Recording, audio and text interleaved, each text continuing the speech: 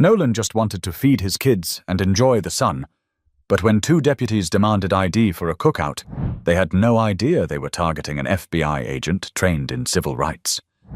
Crestwood Meadows wasn't fancy. Just a stretch of green beside a lazy bend in the Ashley River, a place where families came to let the week roll off their shoulders. The kind of place where folding chairs beat out picnic tables and the smell of charcoal meant you were in the right spot. That's where the Dandridge family landed every other Saturday, like clockwork. Nolan Dandridge stood by the grill wearing a plain white tee and basketball shorts, carefully tending to a rack of ribs with a pair of metal tongs. He wasn't a flashy man. Didn't need to be. His precision with a marinade said enough. "Don't let those dry out," Tiana called from the folding table as she unwrapped a tray of sweet corn, her gold hoop earrings catching the sunlight.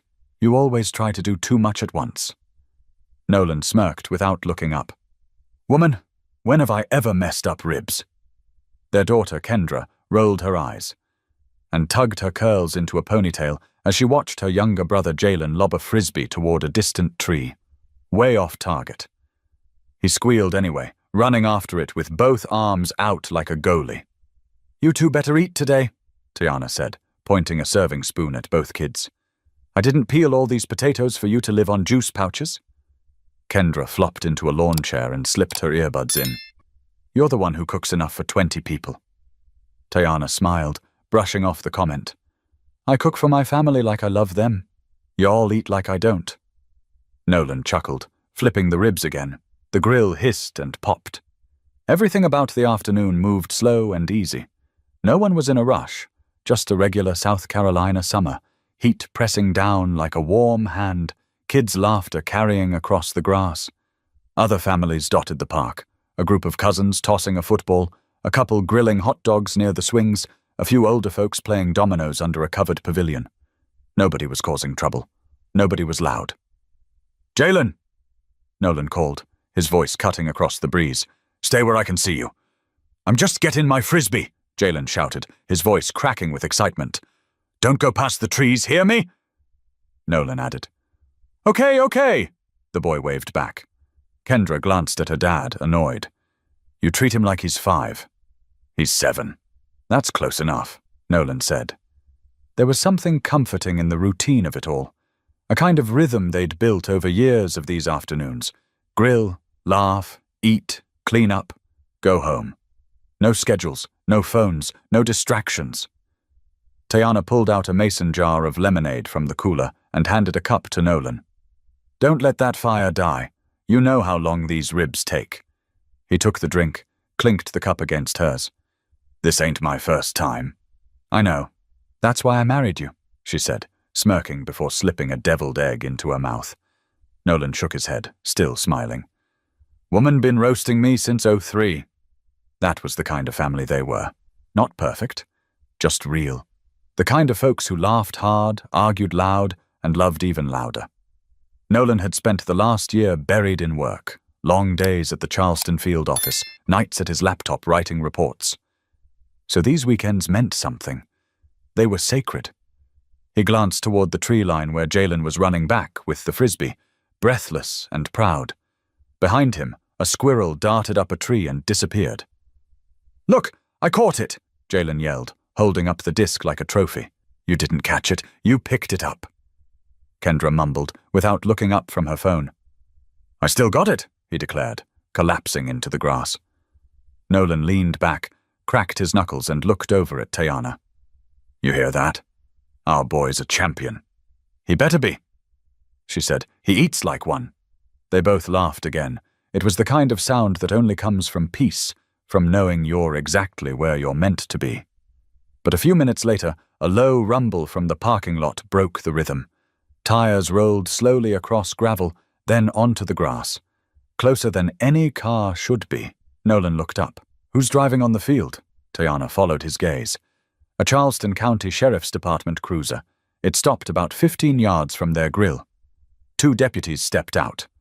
One adjusted his belt. The other kept his hand on his radio. Neither of them smiled, but that's when everything began to shift. The 2 deputies walked with slow, deliberate steps, not rushed, not casual, just controlled, like men already certain they were walking into a problem. One was tall and pale, late 40s maybe, with sharp features and mirrored sunglasses that didn't quite hide how he was sizing up every face. The other, younger and broader, had a close-shaved head and the kind of expression that gave away nothing. Not a hint of friendliness. "Afternoon," the older one said, scanning the table, the food. Then Nolan. "You folks got a permit for this gathering?"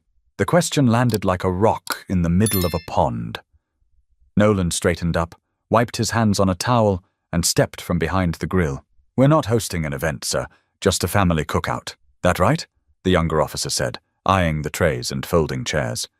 "Looks like more than a family thing." Tiana stood up, instinctively placing a hand on Kendra's shoulder. "It's just us and the kids. No music, no loudspeakers, no crowd. We're here every other weekend." "Mom, I didn't ask you," the older one said, his voice flat. Kendra immediately pulled her earbuds out and looked up at her mom. Jalen stopped chewing his hot dog and stood frozen, mid-bite. Nolan didn't react, not with his face anyway. He'd been in enough interrogations to know the energy behind every word. He stayed calm, steady. "Well," Nolan replied. "Again, this isn't a public event, just a meal." "Got ID on you?" the younger officer asked. Nolan blinked. "For what?" "We need to confirm who we're talking to." "For a barbecue?" The officer didn't answer, just looked at him. "You're not required to provide identification if you're not being lawfully detained or suspected of committing a crime," Nolan said, voice still calm. "You're aware of that, right?" The older officer squinted behind his sunglasses. "You getting smart with us?" "I'm answering your question." Tiana's fingers tightened on Kendra's shoulder. Her daughter hadn't moved, not an inch. The air felt different now, thicker, heavier. The younger officer stepped past Nolan and moved toward the table, peering into the foil pans. "What's in here?" "Food," Tiana snapped, stepping forward. "That's my potato salad. Please don't touch it." "I'm not touching anything, ma'am. Just checking." He turned slightly and pressed a button on his shoulder radio. "Unit 7, go ahead and run a vehicle check. Black SUV, South Carolina plate. 6 Tango 29, Nolan's SUV. Tiana exchanged a look with him. It was fast, but full of messages. He gave a tiny nod. He saw it all. Felt it too. Kendra whispered. "Are we in trouble?" "No, baby," Nolan said softly. "We're just fine." But his body was stiff now, legs slightly apart, hands in clear view. Not raised, not hidden. Just visible. "I'm going to ask again," the older officer said. "Let me see some ID." Nolan inhaled through his nose. "What's your reasonable suspicion here?" The officer took a step closer, just shy of being too close. "You're obstructing." "No, sir," Nolan replied. "I'm standing still. I'm speaking clearly. I haven't moved. I haven't touched anything. I've answered your questions. I'm not obstructing." The man's jaw flexed. His sunglasses reflected Nolan's image. Arms at his sides, brow furrowed, not angry. Just ready.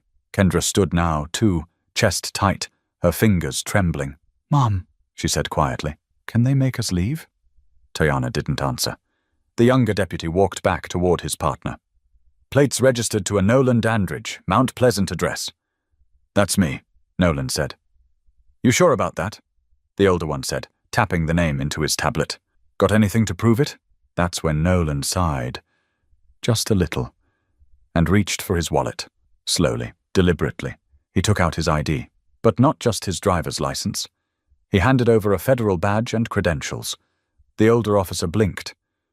Took it, read it, then looked at Nolan again, slower this time. "Special agent?" he muttered. "Supervisory special agent," Nolan corrected. "Internal Affairs, Bureau." Silence. Long, thick silence. The younger deputy looked over the badge, then to his partner. "You serious?" Nolan didn't answer. Tiana folded her arms. Her expression was stone. She said nothing, but her eyes said everything. The officers looked at each other. "Didn't realize," the older one muttered. "Apologies, sir." "You didn't ask," Nolan replied. Just doing our jobs, the younger one added. I've seen that line used before, Nolan said. Usually when someone gets hurt. The officers lingered a few seconds longer, offered awkward nods, then turned back toward their car.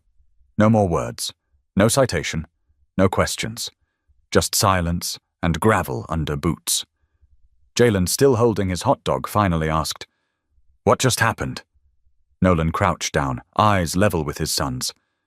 "Nothing you did, but you need to remember what you saw." Tiana's phone was still in her hand, the screen dim but recording steady. She hadn't moved it, hadn't said a word. But the whole interaction, from the moment the officers stepped out of the car, had been caught in frame. Audio crisp, faces clear. She tapped the screen once. "Saved. You think they saw you?" Kendra whispered, eyes still fixed on the sheriff's cruiser as it rolled away. "I don't care if they did," Tiana muttered. Nolan stood quietly, arms crossed, watching the car disappear back down the hill toward the lot. The park looked the same. Kids still played in the distance. Someone's speaker crackled with an old soul track. But to the Dandridges, everything had shifted. Jalen climbed into one of the folding chairs, confused, chewing his lip. "Are we still eating?" Tiana glanced at the table, at the ribs cooling under the foil. "We should," she said. "We're still here." But no one reached for a plate. Kendra folded her arms across her chest. "So that's it? They just show up, mess with us, then drive off?" "That's how it usually goes," Nolan said quietly, eyes still fixed on the spot where the car had vanished. "But Dad, they tried to embarrass you.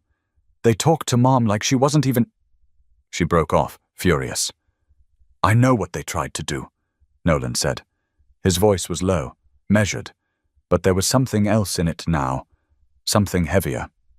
"But we didn't give them what they wanted." "What did they want?" Jalen asked. Nolan didn't answer right away. He looked down at his son, at the ketchup on his chin, the innocence still barely intact. "They wanted control," Nolan said finally. "They expected fear." Kendra shook her head. "That's so messed up." Tiana stepped toward the table, grabbing a stack of paper plates, trying to force normal back into the afternoon. "Let's eat. We're not going to let them ruin our day." But when she handed one to Kendra, the girl didn't take it. "I'm not hungry," she said. Jalen was picking at a piece of corn now, slower than before, like even he knew something about the energy had shifted. "I shouldn't have to record things like this," Tiana said, mostly to herself. "I shouldn't have to keep my hand on a phone just in case." Nolan finally sat down. Not to eat, just to breathe. He rubbed his forehead with his thumb and closed his eyes for a moment. "You know what's messed up?" Kendra said again, louder this time. "If you weren't FBI, if you were just some guy, they might have arrested you. Or worse." Nolan opened his eyes. "That's why we stay calm." "But why should we?" she snapped. "Why do we always have to be the ones keeping calm? Why can't they keep calm?" "Because the rules aren't written for us." Tiana's hand paused mid-air as she reached for a drink. She stared at Nolan, her eyes softening. She knew that weight in his voice. It came out only when he felt trapped. "You never talk like that," she said gently. Nolan didn't answer. "I mean it," she added. "You're always the one telling us not to assume the worst, to give people the benefit of the doubt." He gave a slow, dry laugh. "Yeah, and I still believe that." "Then what changed?" He looked around at his family, at the table, the park. "Sometimes," he said, "you just get tired of watching your kids see things you hoped they'd never have to." Silence settled between them again, but it wasn't empty this time. It was full of recognition. Shared weight. Tiana finally sat beside him. "Well, they saw it, and they're not the same." "No," Nolan said. "They're not." He looked over at Kendra. Her arms were still crossed. She was trying not to let the anger rise to her face, but it was there, swelling, tight. "You did the right thing," he told her. She blinked, surprised. "For what?" "For paying attention, for asking questions, for caring." Kendra looked away toward the lake. "It just feels like it never stops." "It doesn't," Nolan said. "But neither do we." Tiana reached for her phone again, opened the gallery, replayed the clip from the beginning. The officers walking up, the conversation, the questions, Nolan's badge. She stared at the screen. "What are you going to do with it?" Kendra asked. I don't know yet. You gonna post it? Maybe. You should. Jalen looked up from his corn. If people see it, they'll believe you. Nolan raised an eyebrow. And what if they don't? Then we show them again, Jalen said. Tayana looked at Nolan. He gave a subtle nod. She opened the app, pressed share. But what started as a quiet upload would soon turn into something much louder. By the time they got home that evening, the sky had turned a soft orange, and the cicadas were just starting up their nightly chatter. No one spoke much on the ride back. The radio stayed off. Jalen slept with his cheek against the window, and Kendra scrolled through her phone in silence. Tayana uploaded the video as soon as they walked through the front door. No captions, no hashtags, just the raw clip and a short message. This happened today in Crestwood Meadows. My family. No permit, no problem, but they came anyway. Watch for yourself. She set her phone down and started unpacking the cooler. Leftover ribs, the deviled eggs barely touched. She stared at the food, feeling like it came from a whole different life, like they had packed it that morning in some version of the world that didn't exist anymore. Nolan had gone straight upstairs to change. When he came back down, he wasn't in his usual lounging clothes. He'd put on jeans and a button-up. No reason, just needed to feel put together. How long you think before someone says we were overreacting? He asked. Some already are, Tayana said, pointing toward her phone. The comments started 5 minutes in. Any threats yet? Not yet. Give it an hour. He chuckled bitterly and sat down at the kitchen table, staring out the window. Kendra wandered in with her phone in hand. Dad? Yeah? I think it's going viral. He turned to look at her. Like, already, she added. One of my friends reposted it, and now some verified person on Instagram just shared it to their story. People are stitching it, commenting like crazy. He didn't say anything right away. He just nodded slowly. Then, without thinking, he reached for the remote and turned on the TV. Local news. They weren't covering it yet, but it was only a matter of time. You okay with it? Tayana asked, watching him. I don't know. You showed your badge. You didn't threaten them. You stayed calm. What's there to be nervous about? He looked at her. Because this was supposed to be a moment for us. Just us. Family time. And now it's evidence, Kendra said. Jalen walked in groggily, rubbing his eyes. What's evidence? Nothing, baby, Tayana said. Eat something. Nolan stood and grabbed a glass of water. He drank the whole thing in one go, then leaned on the counter. You remember that time in college? He said to Tayana. That party where campus police came knocking, and you told them to come back with a real warrant? She smiled faintly. You stood behind me, shaking like a leaf. I did not. You absolutely did. Kendra smirked. You're telling me Mom punked out a cop before you did? Let's just say your mom's been about this life longer than me. Tayana raised an eyebrow. I've always known when to record and when to speak. But this is different. Nolan said. Now people are watching. I don't want this to become about me. Then make it about all of us, she said. They stood in silence for a moment, the weight of what had happened and what was coming, finally settling into the walls of the house.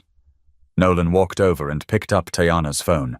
The video had already passed 60,000 views. Comment after comment rolled in. This is exactly what I've been talking about. Why do they always assume we're doing something wrong? Thank God he had that badge. But what if he didn't? This could have gone so different. Wow. And then, mixed in, the pushback. Looks like a staged situation. Maybe don't cook out in the middle of a public park without permission. Law enforcement was just doing their job. Bet this dude's not even really FBI. Nolan handed the phone back. Kendra stared at him. You gonna tell them who you are? He sighed. They already know, but not really. Not what you do, not why you do it. Tayana leaned on the counter beside him. You've spent the last 15 years cleaning up civil rights violations. You've buried yourself in paperwork for people who didn't even know your name. Maybe it's time you tell them. I've never made this job personal, he said. But it is now. The doorbell rang. Everyone froze. Nolan stepped toward the door cautiously, checked the peephole. A reporter, local station, holding a microphone, cameraman just behind her. He exhaled, long and hard, then opened the door. "Mr. Dandridge?" "That's me. I'm Amber Price with Channel 6. We were sent the video. We'd love to ask a few questions."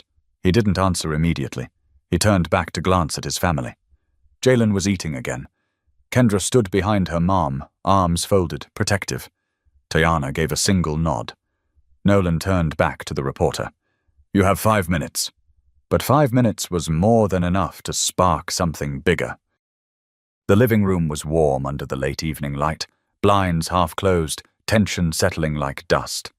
Nolan sat on the couch across from Amber Price, legs crossed, hands resting calmly in his lap. The camera was rolling, red light blinking, while Tayana stood just out of frame, arms crossed. Kendra filmed the interview with her own phone, silent and focused. Amber leaned forward. "Mr. Dandridge, your video's now been viewed over 300,000 times since this morning. Can you explain what happened from your perspective?" Nolan paused. Not to think. He knew exactly what had happened, but to choose his words carefully. Every sentence would be clipped, shared, rewatched. "We were having lunch. Me, my wife, my kids. That's it," he said. "We weren't causing any disturbance. We weren't breaking any law. But 2 deputies decided we were worth stopping. And you identified yourself as an FBI agent?" "Yes." "Do you believe that changed how they treated you?" "No," he said. "I believe it changed how they stopped treating me." Amber raised an eyebrow. "What do you mean?" Nolan leaned forward slightly. "If I didn't have a badge, they would have kept pushing. Maybe tried to search our car. Maybe told us to leave. Maybe worse. But a badge made them second-guess the story they were writing about us." Amber sat back. "And do you think this was racially motivated?" Nolan glanced at Tayana, then looked straight into the camera. "I don't think it. I know it." Silent. The only sound was the soft hum of the camera. "Well," Amber said, shifting, "I appreciate your time. Is there anything else you'd like to say to viewers watching this?" Nolan turned to her, then back to the lens. "Watch the video. Watch how they speak to my wife. How they speak to me. Ask yourself, would they have said the same things at a cookout with a different family?" She nodded. "That's all we need. Thank you." The camera shut off. The crew packed up quickly, offered thanks, and left without further small talk. As soon as the door clicked shut behind them, Nolan exhaled. A real one this time. The kind you feel in your chest. "Thought you weren't going to say anything," Tayana said softly. "I wasn't," he replied. "But it stopped being about just us." "You did good," she said. He rubbed his hands together, stood up, and walked over to the sink. Poured a glass of water. "I don't like the attention." "I know," she said. "But the truth don't wait for comfort." Upstairs, Kendra was already uploading her own edit of the interview. A clip from the park, followed by the sit-down with her dad. She added a caption. "He's more than just a badge. He's a dad. And they tried to treat him like a threat. By morning it would cross 1 million views. But back in the kitchen, Nolan was still pacing. "You think it'll blow over?" he asked. "No," Tayana said. "And I don't think it should." He ran a hand across his jaw. "I'm not scared of backlash. I just don't want my family in the middle of this." "You didn't put us in the middle," she said. "They did." He nodded slowly, staring out of the window. A few kids rode bikes past their driveway. Normal life continuing, unaware, or maybe uninterested, in what was unfolding inside. His phone buzzed. He checked the screen. Text from a colleague. "Just saw the video. Standing with you. Call me if you need anything." Another buzz.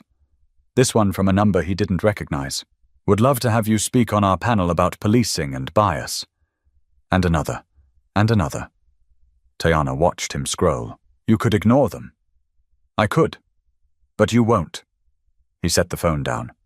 "No, I won't." That night, after the kids had gone to bed, Nolan and Tayana sat on the back porch. Crickets filled the air. The sky above them was dark, but clear. "I thought I could just keep doing the job," he said. "Help fix the system from the inside." Quietly. "You still can," she said. "But now people know who I am, what I look like, what I stand for. Maybe that's what the system needs." They sat in silence for a while. Then Nolan said, "When I was a kid, my dad told me not to give them a reason. And now?" Tayana asked. I think they don't need one. She looked at him carefully. So what are you going to do? He leaned back in his chair. Not stay quiet. But before he could decide where to speak next, someone else decided for him. By sunrise, Nolan's face was on 3 different news sites. 1 local, 2 national. By lunch, it had climbed to 5. By evening, it was on 23. What started as a shaky clip on Tayana's phone had become a headline. FBI agent harassed by deputies at family BBQ. Some outlets were more cautious, using words like questioned and confronted. Others didn't pull punches. The video had been stitched, cropped, slowed down, and analyzed from every angle. Civil rights lawyers shared it. Teachers played it in class. And in one case, it made the front page of a major Charleston paper with a side-by-side of Nolan at the grill and Nolan holding up his badge. His inbox? Full. His voicemail? Maxed out. Even his LinkedIn, which he hadn't touched in a year, had messages from people he didn't know, some thanking him, others demanding answers. A few were angry. And then came the knock. Not at the door, but on his agency email. Subject: Urgent request for internal debrief from Assistant Deputy Director Vernon Slight. Nolan stared at it for a long time before opening the message. SSA Dandridge, please make yourself available for a conference call today at 1600 regarding recent media circulation. Be advised this will be considered an internal compliance review. Directives to follow. He closed the laptop slowly. Tayana was in the living room, folding laundry while watching the tail end of an interview about their video. News wants you again, she said without looking up. NBC this time. They'll have to wait. Nolan muttered. She glanced over. Something happen? Internals pulling me in. They want to review the situation. Tayana stopped folding. You think they're going to suspend you? No, but they might ask me to stay quiet. You're not going to, though. No, she nodded. Good.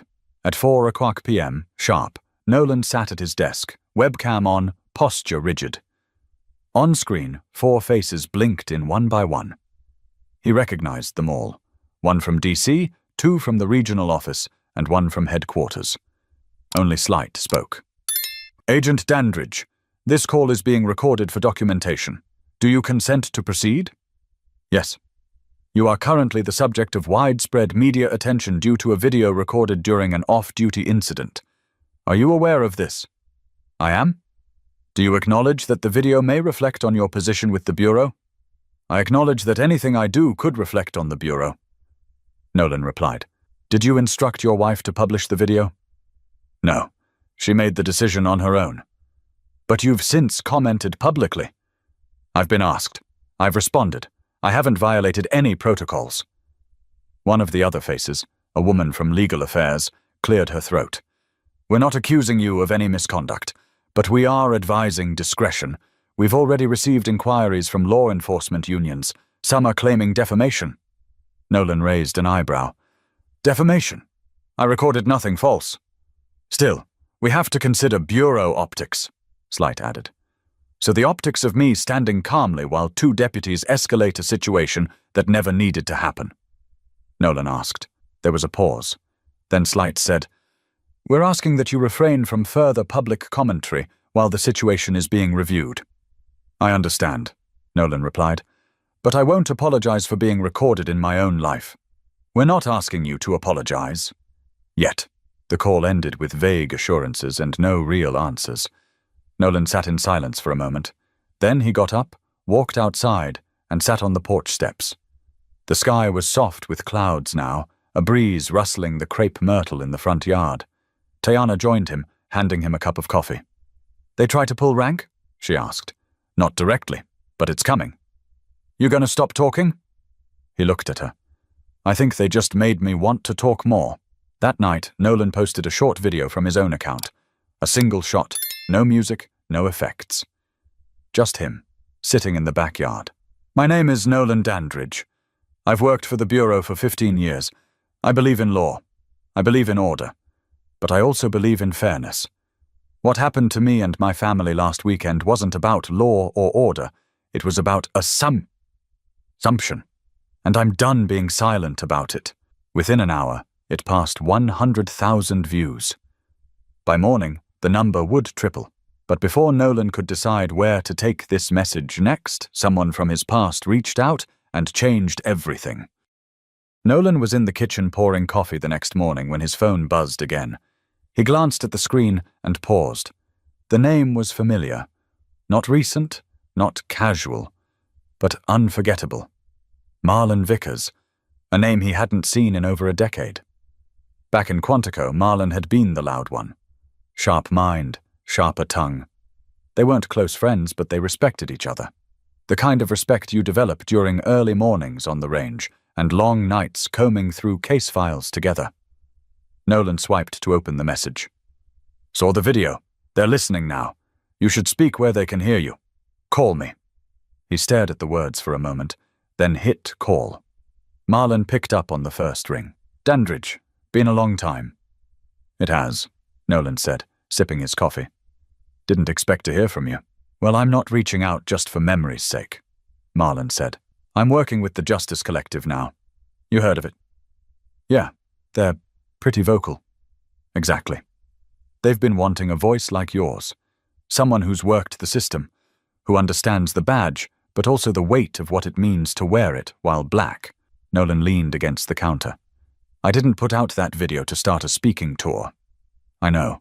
But the truth is, your story's cutting through the noise. There's power in that. People feel it because you didn't yell. You didn't threaten. You just existed. And still got treated like a problem. Nolan didn't respond right away. Marlon continued. We're doing a panel next week. DC Civil Rights Forum. Half the room's press. The other half? Lawmakers. Advocates. Lawyers. You wouldn't be alone. Just tell your truth. And if I say no, then they'll keep guessing what you think, and someone else will tell your story for you. That line stuck. Later that night, Nolan sat at the edge of Kendra's bed while she did homework. Her room had posters of artists he barely recognized, scented candles lined up like soldiers, and a soft R&B playlist playing through a Bluetooth speaker. Can I ask you something? He said. Sure. Do you think I should speak at this forum next week? She didn't look up from her notebook. What would you talk about? I don't know. About what happened. About how I see the system. About how it feels to wear a badge that doesn't protect you the way people think it does. Kendra stopped writing, then turned to face him. You always tell me I have to stand up for people, even when it's uncomfortable. I do. So what's stopping you? Nolan swallowed that lump in his throat. She wasn't trying to call him out. She was just being honest. You're right, he said quietly. Kendra smiled a little. You'll do great. Just don't wear the ugly tie. Which ones are ugly? All of them, she said, grinning. He laughed for the first time all day. That weekend he flew to DC quietly. No announcements, no press. The forum was held in a plain auditorium near Capitol Hill. Dozens of folding chairs, a long table with name cards, and a full room waiting to hear someone, anyone, say something real. When Nolan's name was introduced, a few people in the room glanced up from their phones. Some recognized his face. Others were just curious. He took the mic, cleared his throat, and spoke slowly. I've carried a badge for over 15 years. I've sat across from corrupt officers, documented abuses, filed reports that got people fired. But last week, I got a reminder that none of that shields me when I'm just a black man in a park. He paused. My kids were watching. My wife was recording. I didn't yell. I didn't resist. I didn't pose a threat, and still, I had to prove that I belonged there, that I had the right to exist in peace. Murmurs moved through the room. Heads nodded. Pens scratched on paper. I know what the manual says. I helped write parts of it. But the real training comes when you're on the other side, when you see what suspicion looks like through your children's eyes. He paused again. Let that hang. So I'm not here to offer solutions. I'm here to remind you that this isn't rare. It's just recorded now. Silence. Then applause. Not loud, not wild, but steady, real. After the forum, people lined up to shake his hand. Some cried. A few just nodded and walked away. Two moved to speak. Marlon clapped him on the back. That's what I'm talking about. You're not just telling your story, you're making them listen. But Nolan didn't speak just for the moment. He spoke because something deeper was building, and it wasn't going away. Nolan returned home late Sunday evening, slipping through the front door with his carry-on slung over one shoulder. The house was dark, quiet except for the hum of the refrigerator and the ticking wall clock in the hallway. Tayana was waiting up for him in the living room, curled under a throw blanket, a half-read book resting on her lap. She didn't speak at first, just watched him drop his bag by the coat rack and kick off his shoes. "How was it?" she asked softly. "Exhausting," he said, easing into the armchair across from her. "But worth it." Tayana set the book aside. "I saw the clip. They aired part of it on PBS. Kendra cried. Jalen wanted to know why the room got so quiet after you said the part about existing in peace." Nolan closed his eyes for a second. "I didn't plan that line. It just came out." "That's why it hit," she said. "You weren't performing. You were telling the truth." But Nolan didn't smile. Instead, he leaned forward, elbows on his knees, staring down at his hands. "I got a call right before I boarded the plane," he said. "From who?" "Director Beeman?" Tayana sat up straighter. "What did he say?" "He said I was making waves, that the Bureau doesn't take official stances on personal experiences. He reminded me of my oath, my confidentiality agreement." She let out a long breath. "They want you to shut up. They want me to remember who signs my paychecks." Silence fell between them, heavy and sharp. Then Tayana said, "Do you want to stop?" Nolan didn't answer immediately. "It's not about what I want. It's what happens if I keep going. What it means for the team I lead. The cases I'm assigned. My clearance. So it's your job, or your voice." He nodded. "That's not a choice," she said, almost to herself. "It's one I've made before. Quietly. Let things slide.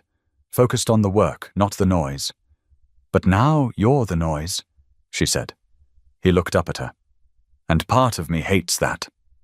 Tayana stood and walked over to him, sitting on the edge of the coffee table, so they were face to face. "When you walked into that park with us, you weren't Special Agent Dandridge. You were just Nolan. My husband.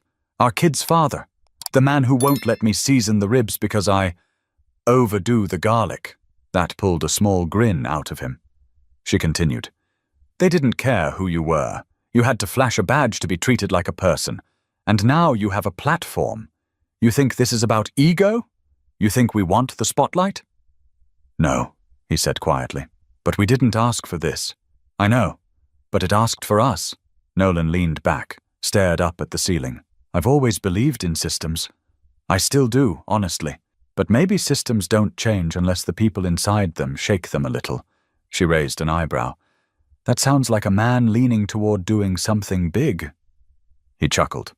"Or something reckless." Tayana rested her hand on his knee. "There's a difference." The next morning, he called in. Requested a week of personal leave. It was the first time he'd ever done that without a family emergency. That same afternoon, he got a message from a local university, a professor who taught criminal justice, asking if Nolan would be open to guest speaking in a lecture on systemic bias and accountability. He didn't say yes right away, but he didn't say no either. He sat on the porch later, Jalen curled up next to him with a book about planes, and Kendra inside blasting music through her headphones as she worked on an English project. He watched the neighborhood, watched the mail truck go by, watched a neighbor walk their dog. For once, he wasn't rushing anywhere.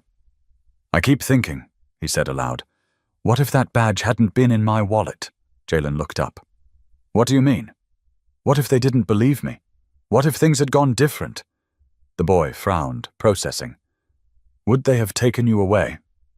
he asked. Nolan didn't answer. He just wrapped an arm around his son's shoulders and pulled him close. But deep down, Nolan knew this wasn't the end of the story. It was only just beginning. 3 days into his leave, Nolan stood at the front of a crowded lecture hall at Charleston Southern University. The room smelled like coffee and dry erase markers, and students shuffled notebooks as they waited for him to speak. Some were criminal justice majors, a few were political science students. Most had seen the video. Professor Lindsay Abernathy introduced him quickly.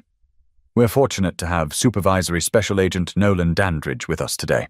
You may know his name from recent headlines, but today he's here to share what it means to work in the system and what it feels like to be failed by it. Nolan took the mic slowly, surveying the rows of young faces, some skeptical, some leaning forward, hungry for answers, all watching. "I didn't come here to give a lecture," he began. "I'm not here to talk about theory. I'm here to talk about what it feels like when doing everything right still lands you under suspicion." He paused. "Last Saturday I was at the park with my family. Nothing loud, no crowd, just ribs on the grill and my kids tossing a frisbee. Then 2 officers showed up, nods in the audience. They didn't ask me what was going on. They asked for ID, asked what we were doing there. One of them walked around the table like he was casing it for drugs. The other ran my plates. All of it without cause." He paced slowly. No notes, no slides, just memory. "And when I asked why, they told me to stop being smart. When I pointed out they had no reason to detain us, they started escalating. I had to pull out my badge, not because I was proud of it in that moment, but because I knew it was the only thing that would make them back off." A few students looked down, uncomfortable. "I've spent over 15 years trying to be part of the solution," he continued. "But what happened that day reminded me that I'm never just a federal agent. I'm a black man, and that's always the first thing they see." A hand raised near the back. A student in a grey hoodie. "Do you think the system can change?" Nolan looked directly at him. "Yes, but not by accident, not by silence. Change happens when we stop waiting for the system to fix itself and start holding it accountable, from the inside and the outside." Another student raised her hand. "What can people like us do?" "You ask hard questions," he said. "You challenge procedures that don't serve everyone. You speak up when things don't sit right, even if it costs you a grade or a friend or a job offer." The room went quiet again. He softened his tone. "And when you see someone being treated unfairly, don't turn away. You don't need a badge to stand up for someone. You just need a spine." That landed. When the talk ended, students lined up to speak with him. Some asked for advice. Some just wanted to say thank you. One young woman teared up, explaining how her father had gone through something similar, but never talked about it. "He just came home quiet," she said. "I get it now." That night, Nolan sat at the kitchen table, replaying the moment in his head. He didn't feel triumphant. He felt raw. But something inside him had shifted. A clarity that hadn't been there before. "I said things today I've never said out loud," he told Tayana as she rinsed dishes at the sink. "Sometimes it takes other people listening for us to really hear ourselves," she said. He nodded. "I'm going to keep going." "Speaking?" "Yes, but not just that. Writing, meeting, talking to people in the department. I want to start something that lasts." Tayana dried her hands and turned to face him. "Then do it. But don't do it alone." He looked at her, then toward the hallway where Jalen's laughter echoed faintly from the TV in the den. Kendra's bedroom door was cracked, light spilling out. "No," he said. "I won't."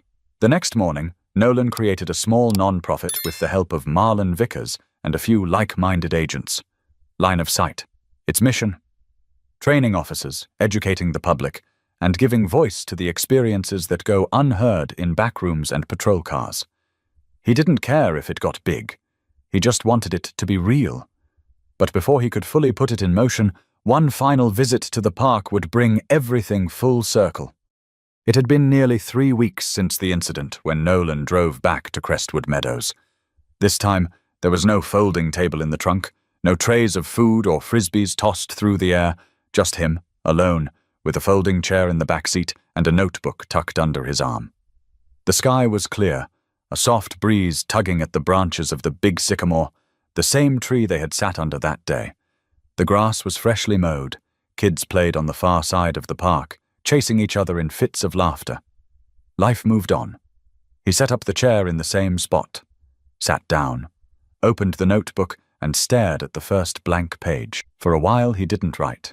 He just sat, letting the sounds of the park roll through his ears, sneakers thudding against the sidewalk, a dog barking, a grandmother shouting for someone to come get their juice box off the bench. all ordinary, all peaceful. Then he began to write. Not a speech, not a report. Just thoughts, questions, things he didn't want to forget. He wrote, "What did they see when they walked up to us? What would have happened if I wasn't carrying ID? Why do my kids now pause when they see a patrol car? What's the cost of staying silent?" A few pages in, he paused. Someone was approaching. Nolan looked up. It was a man, mid-30s, wearing a faded baseball cap and pushing a stroller. Beside him, a little girl walked holding a half-eaten popsicle. The man slowed as he got closer. "You the guy from the video?" he asked. Nolan hesitated, then nodded. "Yeah." The man looked down at his daughter, then back up. "Just wanted to say I saw what happened. Sorry you had to go through that. Shouldn't be that way. Appreciate that," Nolan said. The man nodded once, then kept walking. No camera, no handshake. Just truth shared in passing. Nolan closed the notebook. A moment later, a familiar voice called out from behind. "You thought you'd come without us?" Tayana's voice. He turned, smiling as his family walked toward him. Tayana in a sundress and sandals, Kendra in denim overalls, phone in hand, and Jalen holding a kite under his arm. "You said you were just clearing your head," Tayana added. "I was," he said, rising from the chair. "Didn't expect company." "We thought maybe it was time we took our spot back," she replied, gesturing to the old sycamore. Kendra pulled a blanket from her tote bag and spread it out on the grass. Jalen started assembling the kite nearby. Tayana handed Nolan a sandwich wrapped in foil. He looked down at it. "You made ribs?" "Leftover brisket," she said. "Don't get spoiled." They sat and ate under the same tree where the world had shifted weeks before. And this time, there were no cruisers, no questions, just family. Back in place. Jalen stood, finally ready. "Dad, help me get this thing in the air." Nolan got up, brushing crumbs off his lap. "Let's give it a shot." They ran across the grass together, laughing as the kite caught a gust and soared higher, tail whipping in the wind. Kendra snapped photos while Tayana watched, her face calm. After a while, Nolan returned to his chair, catching his breath. Tayana sat beside him. "Do you regret it? Posting the video? Speaking out?" He shook his head. "Not anymore." She leaned into him.